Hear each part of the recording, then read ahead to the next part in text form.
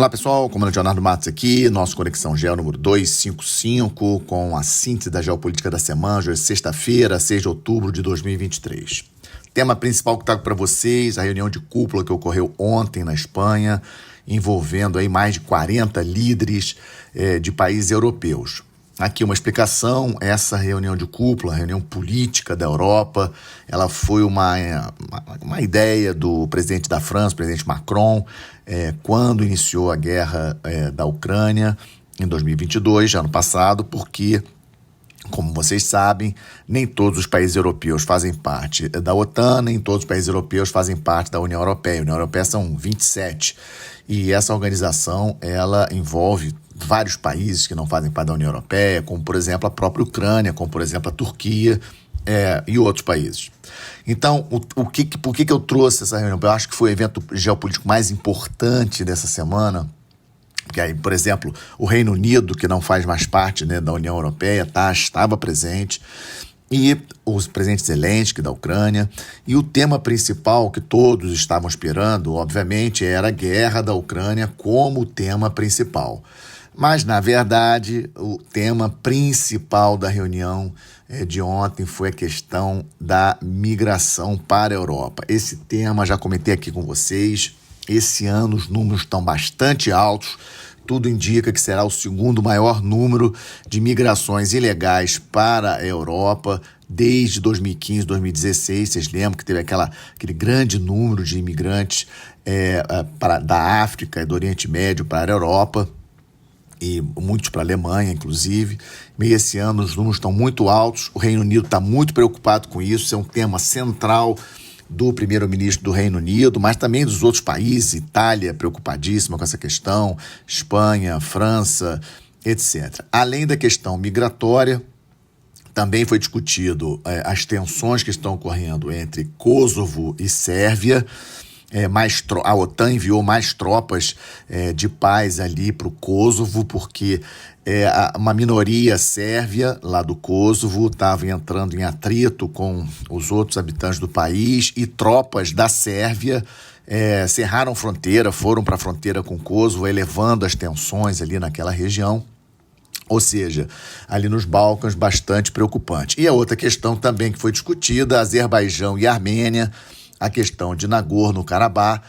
Como vocês sabem, já comentei com vocês nos minutos dos Conexão Geo que eu já passei, o Azerbaijão ele ocupou a região de Nagorno-Karabakh, que tinha a maioria de armênios. Então, essa questão também do Azerbaijão e da Armênia também foi discutido, mas sem grandes soluções. A Nagorno-Karabakh, praticamente, ela fica geograficamente dentro do Azerbaijão, e já podemos considerar como parte do Azerbaijão. Não acredito que vai ter grandes modificações, inclusive a própria Rússia, vocês lembram, eu já tinha comentado isso com vocês lá atrás, a Rússia tinha mandado 2.000 militares de forças de paz lá para Nagorno-Karabakh, para proteger a etnia, né, dos armênios que lá vivem, mas isso acabou não dando certo, né? Essas tropas russas elas não enfrentaram as tropas do Azerbaijão, e a região agora faz parte mesmo do Azerbaijão, politicamente falando. Então, não tivemos assim grandes resoluções,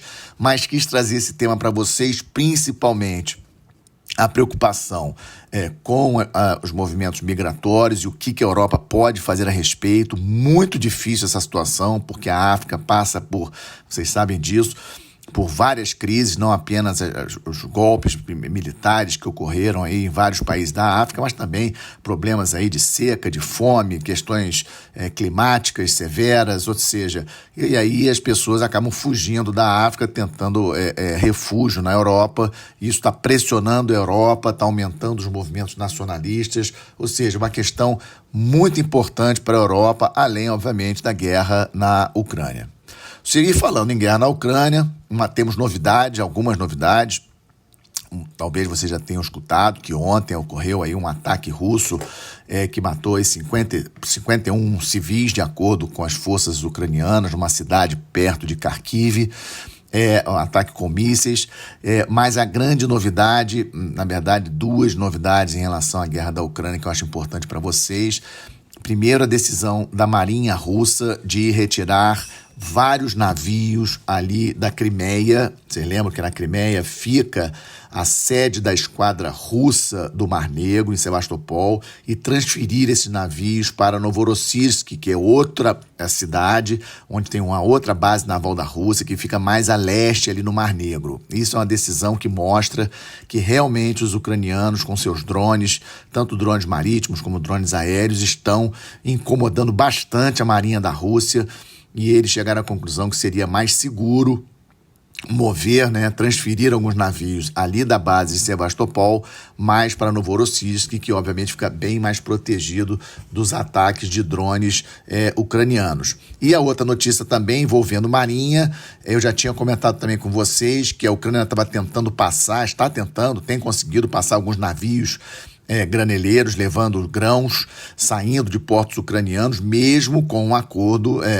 suspenso em relação à Rússia. E a fonte de inteligência do Reino Unido ontem vazaram para a imprensa de que a Rússia pode lançar minas marítimas para dificultar essa saída de navios graneleiros dos portos ucranianos. Qual a minha leitura disso aqui também? A marinha russa está com problemas, ou seja, está com dificuldade, está preocupada em relação aos drones ucranianos, não quer perder navios. Vocês lembram que eles perderam já alguns navios, já tiveram alguns navios atacados por drones marítimos.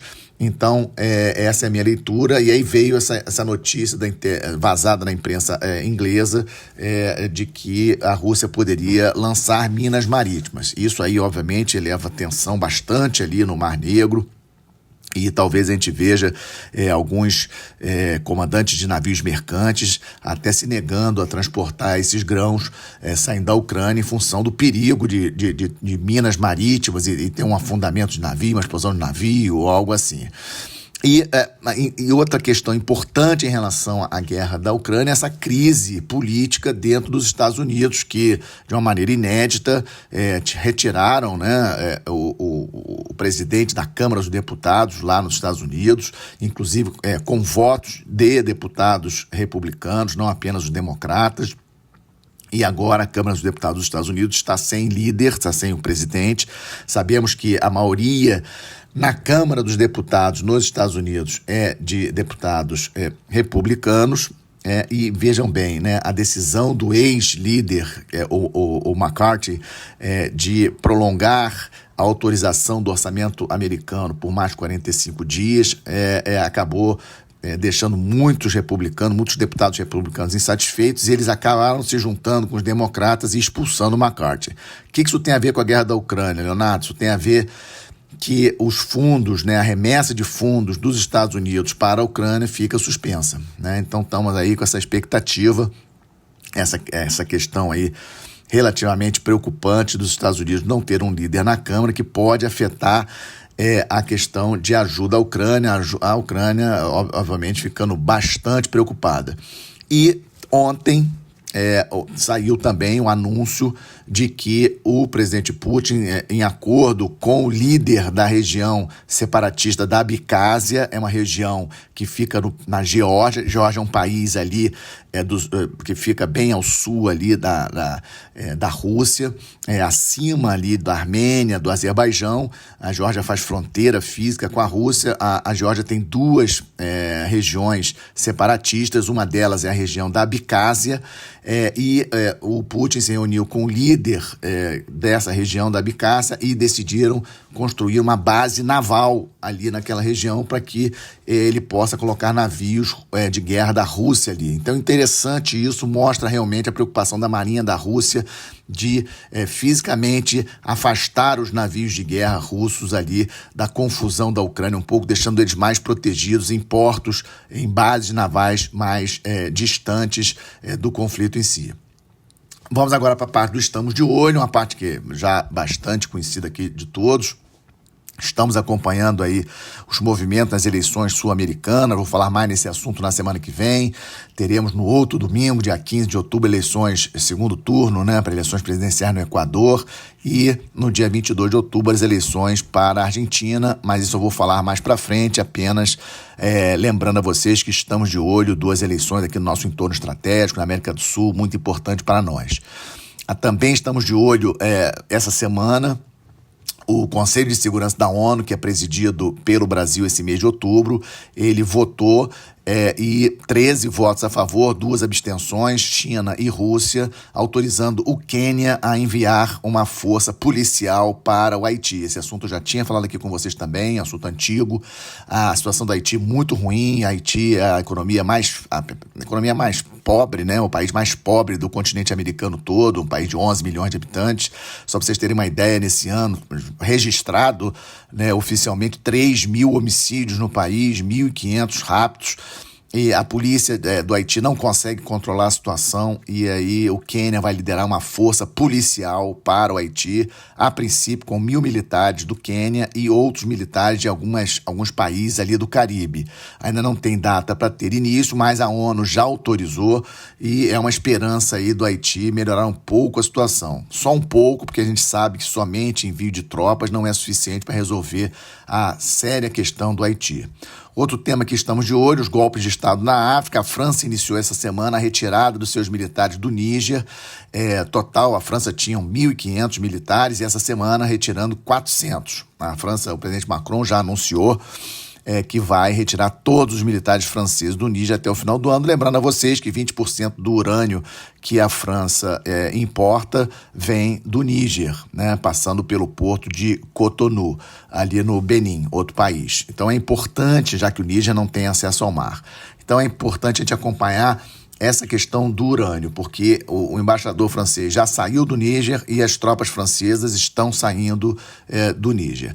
Outra questão que estamos de olho, Oriente Médio, aquele acordo que está sendo costurado entre Estados Unidos, Arábia Saudita e Israel, para que a Arábia Saudita e Israel finalmente se reconheçam diplomaticamente. É uma questão importantíssima ali na região. A Arábia Saudita quer dos Estados Unidos proteção militar garantida e também apoio para o programa nuclear civil da Arábia Saudita. Mas há um grande medo de que esse programa civil da Arábia Saudita possa influenciar outros países da região com relação à questão nuclear. E isso acabou levando uma carta de 20 senadores democratas para o presidente Biden essa semana, pedindo para ele reavaliar essa questão da aliança militar com a Arábia Saudita, que é um dos requisitos que a Arábia Saudita coloca para os Estados Unidos para ela reconhecer diplomaticamente Israel.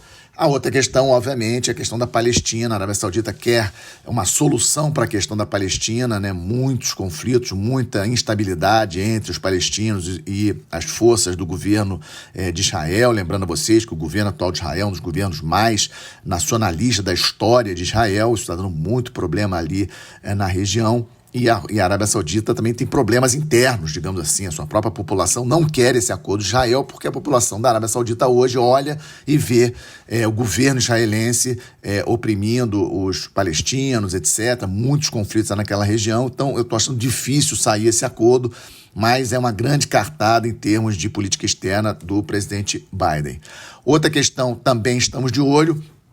Não sabemos se isso vai sair mais alguma informação, mas alguns de vocês podem ter visto essa semana. Saiu num periódico inglês um acidente com um submarino de propulsão nuclear, um submarino nuclear chinês, bem próximo à costa chinesa, e esse artigo alega que o submarino chinês, 55 mortos a bordo do submarino, esse submarino teria ficado preso numa armadilha que é colocada no fundo do mar, próximo de portos importantes, para pegar, obviamente, submarinos de outros países, submarinos inimigos que, porventura, queiram se aproximar de portos e bases navais importantes para espionar. Teoricamente, o submarino chinês deveria saber exatamente a posição dessas armadilhas que ficam no leito do mar. E, de acordo com a informação desse periódico inglês, deve ter ocorrido alguma falha de navegação do submarino, ele ficou preso e até a Marinha Chinesa conseguir retirá-lo daquela posição, 55 militares a bordo, inclusive o comandante do submarino acabou falecendo. Nós não temos confirmação disso, a China não confirma isso, mas achei interessante trazer para vocês verem a complexidade daquela região. Lembrando que 7 dos 10 mais importantes portos do mundo são chineses. e vejam aí toda essa preocupação em relação a um possível conflito envolvendo Estados Unidos, China, Taiwan, Japão, etc. Uma região, sem sombra de dúvidas, muito crítica no planeta. E fechando o nosso Conexão Gel de hoje, o 255, a boa notícia: a Organização Mundial de Saúde autorizou a segunda vacina anti-malária. Para vocês terem uma ideia, a malária em 2021 matou 620 mil pessoas, e essa segunda vacina, desenvolvida na Universidade de Oxford, no Reino Unido, é uma vacina muito barata. Ela vai ser produzida pelo Instituto Serum, que é o maior fabricante de vacinas do mundo, é um instituto da Índia. E em função desse preço muito barato, essa vacina vai conseguir ser distribuída especialmente para a África, onde ocorrem 80% dos casos de mortes por malária. É uma notícia excelente, mostra aí a ciência, mostra aí, né, novidades importantes, e é com ela que eu fecho essa Conexão 255, agradecendo mais uma vez a audiência de vocês. Se vocês gostaram, compartilhem com seus amigos, deixe seus comentários, deixe seu like e seguimos adiante. Excelente final de semana, boa semana, até a próxima sexta-feira.